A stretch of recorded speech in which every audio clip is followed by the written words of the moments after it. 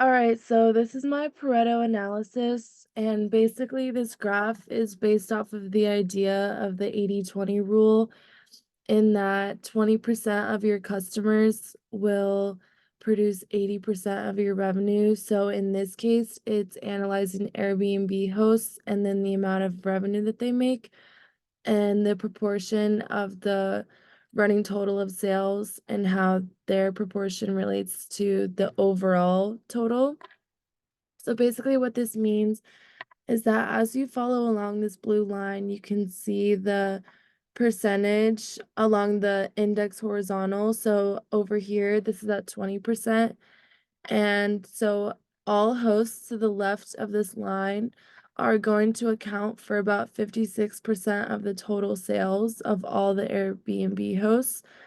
And then the line will become less steep as you go along because it will level out as hosts are making less and less money and the difference between their revenues becomes smaller.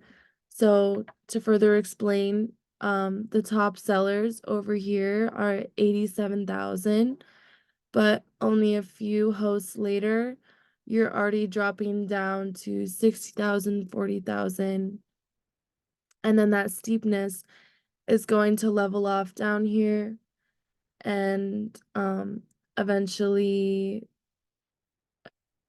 go down to a smaller difference of revenue, and then this percentage line at the top will also do the same. And then I use the proportion of the total revenue to calculate bins to make these different tiers. So for tier 1, I calculated it so that it would be everyone that's making over 10,000. And then for tier 2, it's from 5,500 to 10,000. And for tier 3, it was at 3,000 to 5,500. And for tier 4, it's at 1,500 to 3,000. And then for tier 5, it's from 0 to 1,500.